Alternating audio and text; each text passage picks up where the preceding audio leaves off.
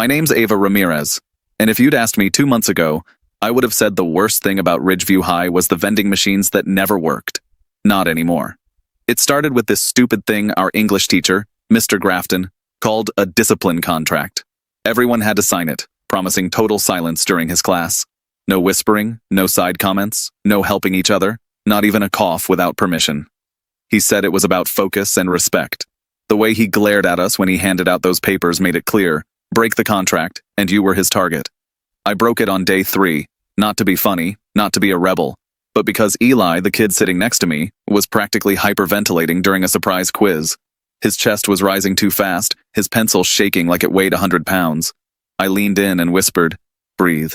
It's okay." Mr. Grafton didn't care that Eli was having a panic attack. He only cared that I broke his contract. So I got slapped with detention. Disrespect through disruption, he wrote in his neat little script. I didn't even argue. What was the point? Later that day, in biology, I dug into my backpack, reaching for the granola bar I always kept stashed. My throat was already dry from the detention slip burning a hole in my pocket. My fingers closed around the wrapper, and I tore it open without looking. One bite. That's all it took to realize something was wrong. The taste hit first. Not oats, not chocolate. Peanut butter. My chest went cold. My stomach dropped. My best friend Lena had been at my house last night studying, and I must have grabbed her protein bar by mistake. The world narrowed to a single thought. EpiPen. I shoved back from my desk, chair screeching loud enough to make half the class jump. I need the cabinet, I gasped. I just ate peanuts. EpiPen, now. The substitute teacher, Ms. Hale, looked up from her desk where she was munching a little Ziploc bag of peanuts like it was the most normal thing in the world. She raised one eyebrow. Don't be dramatic. Allergies are all in your head. My throat was already tightening, tongue swelling like I'd bitten down on it. No, you don't. Understand? I wheezed. Every word felt like pushing air through a straw, but I wasn't scared yet. Every classroom was supposed to have emergency EpiPens. State law. That's why I'd felt safe enough to leave mine at home for once. I pointed to the red medical cabinet bolted on the wall. Please? Ms. Hale stood slowly, brushing peanut dust off her hands. She crossed the room, heels clicking against the tile. For a heartbeat, relief flooded me. She was actually going to open it. Except she didn't. She leaned against the cabinet, folded her arms, and smiled. You know what my parents did when I told them I was allergic to cats? They locked me in a room with 3 of them. By morning, I was cured. The buzzing in my ears grew louder than her voice. My body already knew. I was running out of time. The edges of my vision blurred, like someone was turning down the dimmer switch on the world. My throat was closing inch by inch. I could already feel the rasp in every breath. Get the cabinet. Lena's voice cut through the fog. She shot up from her seat so fast her chair tipped backward. Ms. Hale didn't move. She pressed her back harder against the cabinet, like she was guarding treasure. The only thing choking her is her own imagination. She's not faking. Lena lunged toward her, but Ms. Hale shoved her back with one arm. I tried to stand, but my knees buckled. My palms hit the cold tile as I went down. Please, I croaked, but it barely sounded human anymore. That's when Ms. Hale did something I'll never erase from my head. She walked to the classroom door, turned the deadbolt with a click, and slipped the key into her cardigan pocket. No one leaves until she admits she's faking it, she said, calm as if she were announcing homework. This victim mentality is destroying your generation. The class froze. For a second, nobody moved. Then panic hit like a wave. Call 911, someone yelled. Phones shot into hands. But Ms. Hale snatched the wooden phone collection box off her desk, shaking it like a weapon. Every phone in the box now, or you'll all be suspended. Are you insane? Jack shouted, standing halfway out of his chair. She narrowed her eyes. Sit down. I clawed at my throat, desperate for air. Every breath whistled, wet and shallow. 6 minutes. That's the number my doctor drilled into me. 6 minutes before anaphylaxis becomes irreversible. But time was already slipping away. Blood tickled at the back of my nose before dripping down onto my lip. I swiped at it, but my hand came away red. My lips were swelling too, puffy, foreign. Lena screamed, Look at her. Psychosomatic reaction, Ms. Hale shot back.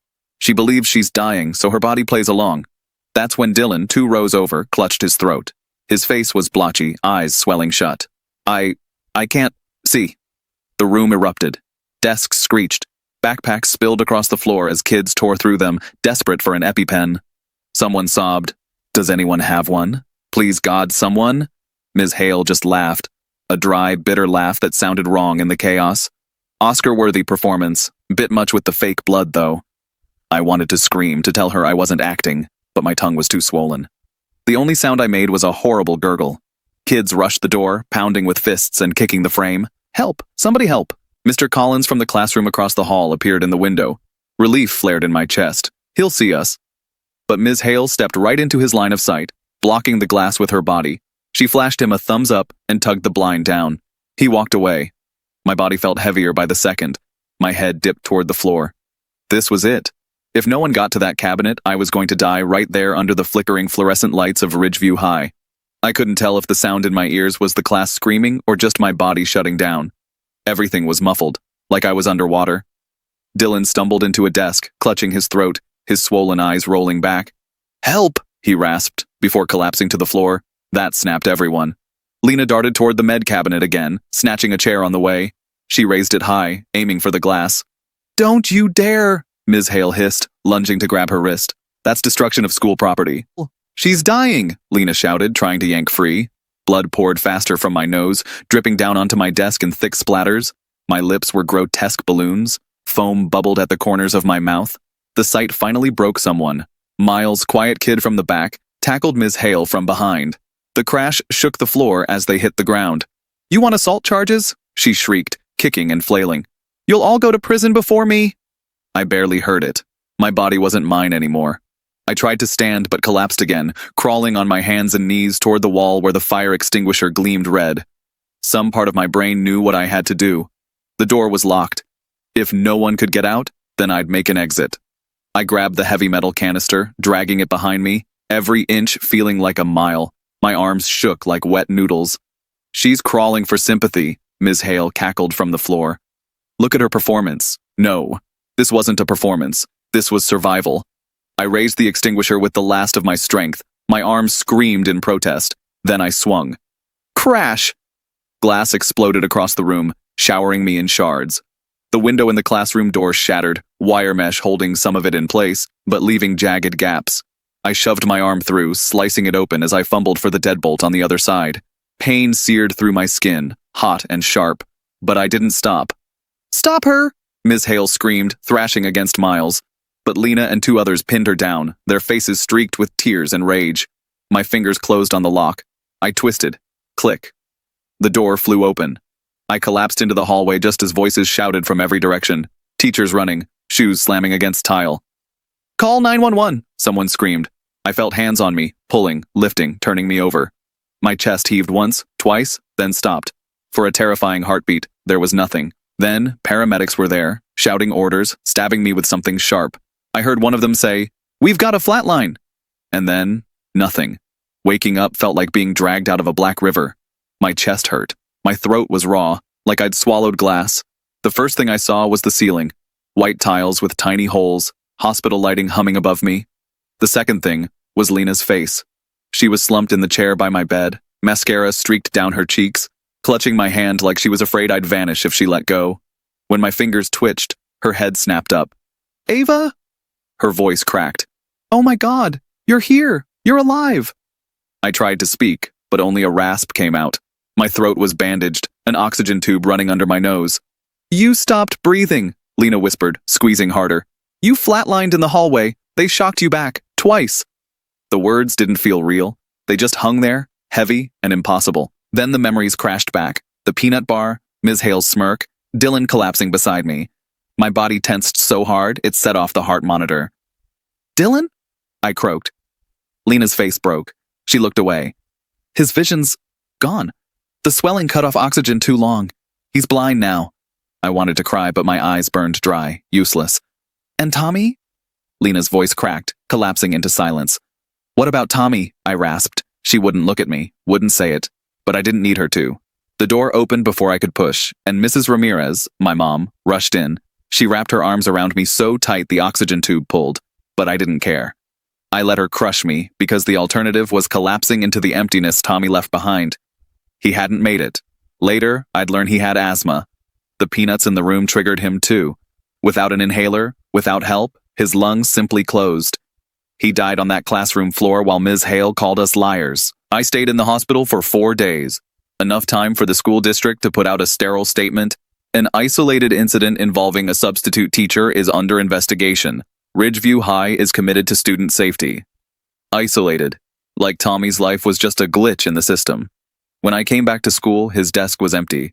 His locker sealed with tape. Someone taped a paper sign above it. Gone but never forgotten. But the truth was, he was already being forgotten. Teachers avoided saying his name. The district told students not to speculate publicly. We weren't supposed to talk about Ms. Hale either. She'd been suspended pending review. Not fired, not arrested, just waiting. But Lena and I couldn't wait.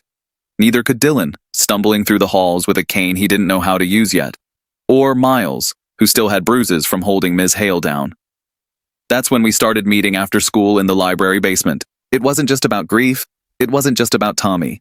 It was about making sure no one ever locked a door on kids who couldn't breathe again. We called it the Pact. The library basement smelled like dust and mold, but it was the only place no one bothered checking after school. The old fluorescent lights flickered overhead, buzzing like trapped bees. That's where we met. Me, Lena, Dylan, Miles, and a handful of others who couldn't sit quietly while Ridgeview pretended nothing happened. We sat around a warped wooden table, the kind you'd expect to see in a church basement, not a school. Nobody spoke at first. It was Lena who finally broke the silence. "They killed him," she said. "Tommy's gone, and they want us to shut up and move on." Her voice cracked, but her eyes were on fire. Miles slammed his fist against the table. "She locked us in. That's not just negligence, that's murder." Dylan flinched at the word. He was still adjusting to the white fog his world had become, his cane propped against the table.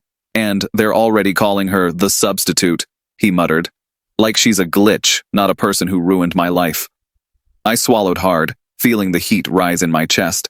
The hospital smell was still stuck in my nose, antiseptic and plastic tubing. I'd been dead for 90 seconds, maybe more. But Tommy never got back up. "They'll bury us in excuses," I said. "She'll say it was a misunderstanding. The school will blame policy confusion, and the district will settle it quietly. That's how they always do it." "So, what do we do?" Lena asked. Her voice trembled, but she kept her chin high. That was the moment. The split between grieving quietly or turning grief into something sharp enough to cut through the lies. "We fight," I said. Miles leaned forward, his jaw clenched. "Fight how?" "We get evidence," I told them. "We collect every story, every shred of proof, every parent complaint the district ignored. We keep records, dates, names, everything." Dylan's mouth curved into something almost like a smile. "A case." "Exactly," I said. "If the school thinks they can cover this up, fine. We'll drag it out into the open." For the first time since Tommy's funeral, the air shifted. The grief didn't leave, but it hardened into resolve. We started small. Miles hacked into the PTA's online archives and pulled meeting notes where parents had begged the school to stock EpiPens after budget cuts. Denied. Lena found articles about other schools where kids had died from allergies because of miscommunication. Dylan's parents contacted a lawyer friend who explained liability laws in plain English. We wrote everything down in a battered red notebook we passed around like contraband. On the first page, in Lena's messy handwriting, were 3 words underlined twice. "Never forget Tommy." That's what we called it when it stopped being just a notebook. When it became a movement, even if it was only 8 of us sitting in a basement. The pact wasn't about revenge. Not yet. It was about survival. And survival meant shining a light on the people who wanted to keep us in the dark. Word of our meeting spread faster than we expected. By the second week, whispers floated through the hallways. The pact. Some kids thought we were just a grief group. Others thought we were planning to sue the school. Both were true, in a way. That's when the pushback started. The first strike was subtle. My mom got a call from Principal Reed, all sugar in his voice. "We just want to make sure Ava's focusing on healing, not on unnecessary stress. It would be best if she avoided extracurricular distractions." She didn't tell me until later, but the message was clear. Keep me quiet.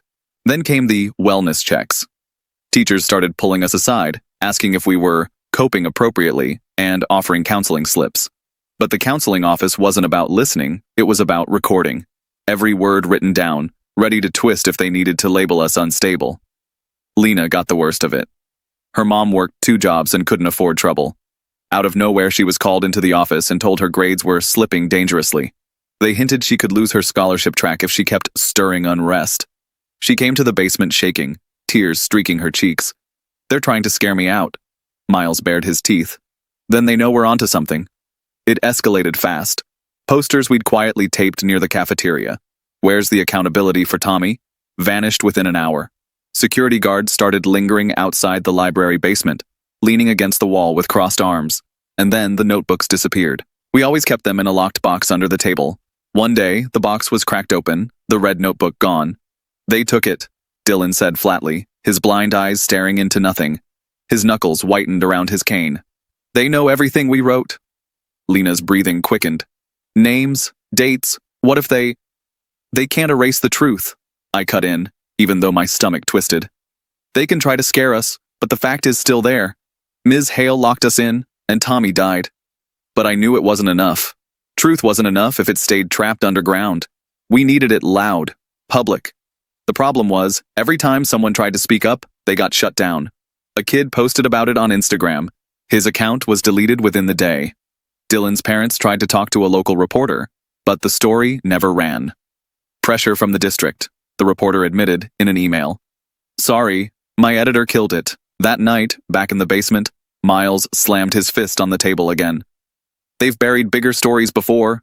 They'll bury us too, unless we go nuclear. Nuclear how? I asked. He leaned forward, eyes hard. We take it out of their hands, online, everywhere. If the school won't give us justice, then we burn their lies to the ground. The room went quiet, but no one argued. The pact had just chosen escalation. We knew one post wouldn't be enough. The district had lawyers, PR teams, and a grip on the local press. But the internet? That was ours. Miles set it up. A new account, faceless, nameless. He posted scans of the missing notebook. Turns out he'd made copies before it was stolen. Pages of dates, parent complaints, notes about budget cuts, and finally, witness statements from us.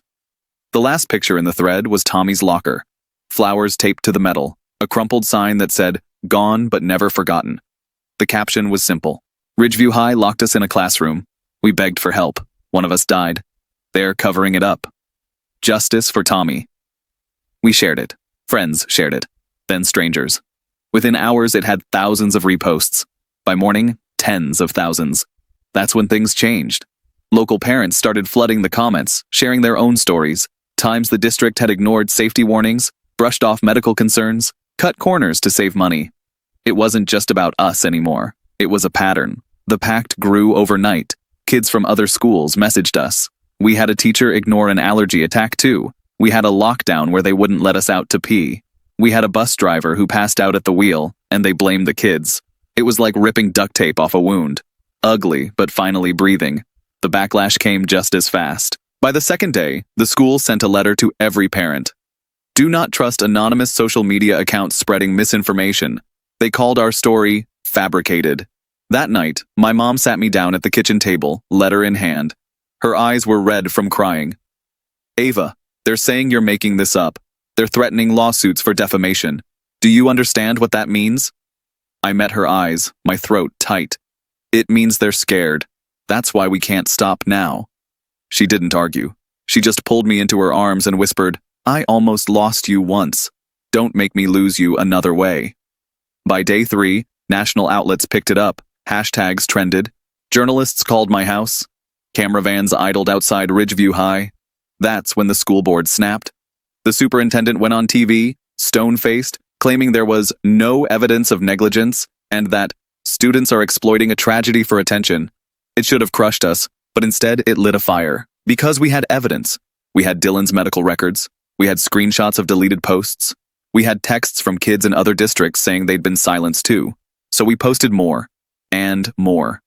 Until it wasn't just Ridgeview on trial, it was the whole system. But the louder we got, the more dangerous it became. One night, Miles messaged the group chat.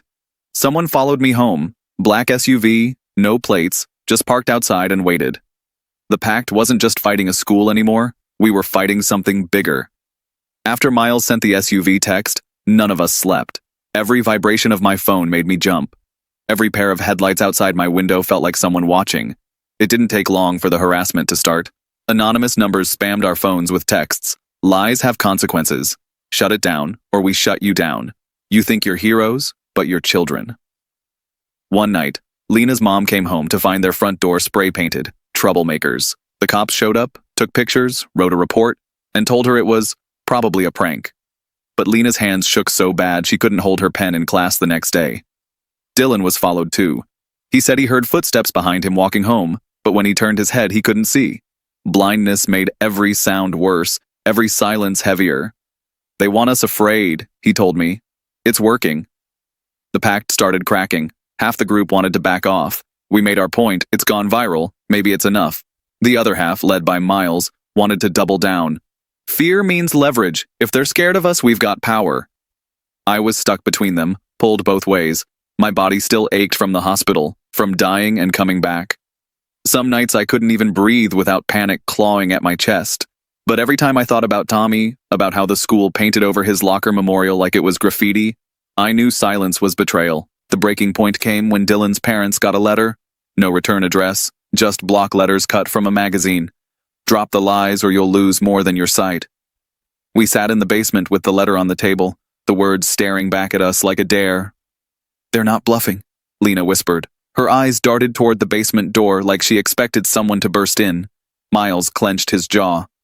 That's exactly why we can't stop. You don't back down when a bully swings. You swing harder. Swing harder and what? Lena snapped. Get someone else killed? You think Tommy would want that? Her voice cracked on his name. Nobody spoke for a long time after that. The pact was supposed to hold us together, but the pressure was tearing us apart. Every meeting felt less like strategy and more like survival. Who could we trust? Which parent was quietly warning the school board? Which teacher was feeding them information? That night, I walked home with the letter folded in my pocket, the words burning through the fabric. My street was quiet. Too quiet, until I noticed the black SUV idling at the corner. Engine running, windows tinted. Watching. I froze. My pulse hammered. Then, slowly, the SUV rolled forward, turned the corner, and disappeared into the dark. I should have run inside, locked the doors, pretended it never happened. But instead, I pulled out my phone and texted the pact 3 words. It's war now. The SUV wasn't the end. It was just the start. A week later, Dylan was the first to get hit. He was walking home from school with his cane, headphones in, when someone shoved him into the street. A car screeched to a stop inches from his legs. By the time he scrambled back onto the sidewalk, whoever pushed him was gone. He called me, voice shaking. It wasn't an accident, Ava. Someone wanted me under that car. We met that night in the basement. Tension thick enough to choke on. Dylan's knuckles were raw from gripping his cane like a weapon. Lena couldn't stop pacing. Miles looked like he hadn't slept in days. This isn't just intimidation anymore, I said. They're trying to break us, or worse. Miles slammed his fist against the table. Then we hit back harder, expose every name, every cover-up. We torched the whole district. No, Lena snapped. You don't get it. People are going to die. Tommy's already gone. Do you want Dylan next, or Ava? Her voice cracked, and for a second nobody spoke. I already died once, I said quietly. I'm not scared of doing it again. What scares me is letting them win. Lena's eyes filled with tears, but she shook her head. This isn't bravery, Ava. It's suicide. The room split in two, half ready to retreat, half ready to fight harder. The air buzzed with something raw and dangerous.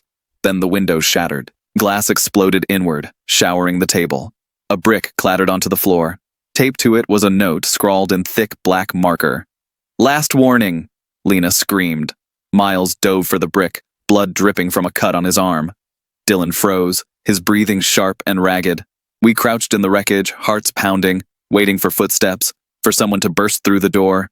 But the silence outside was worse than any attack. Whoever threw it was already gone. I picked up the note with shaking hands.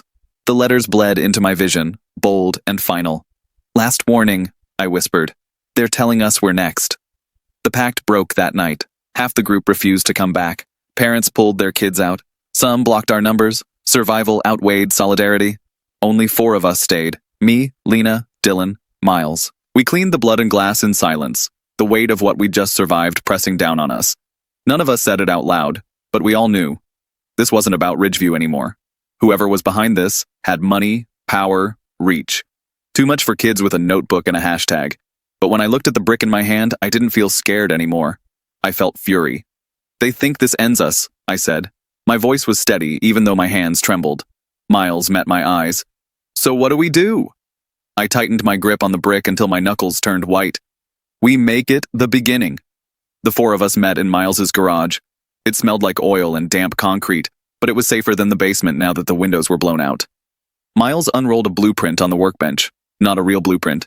Just sheets of printer paper taped together, covered in Sharpie lines. This, he said, is the district office. I frowned. You broke in? He grinned without humor. Public records, fire code maps. Anyone can access them if they know where to look. Lena crossed her arms. Tell me you're not suggesting what I think you are. I'm suggesting, Miles said, leaning forward, that we stop waiting for them to hit us. We take the fight to them, hard, loud, unignorable. The night of the break-in, we dressed in black and met behind the district office, our breath clouding in the cold. The building loomed over us, glass reflecting the moonlight. This is it, Miles whispered, sliding on his gloves. I looked at the others. Lena pale but unflinching, Dylan clutching his cane like a weapon, Miles grinning like he was about to steal fire from the gods, and me, heart pounding, hands shaking, ready to burn their lies to the ground.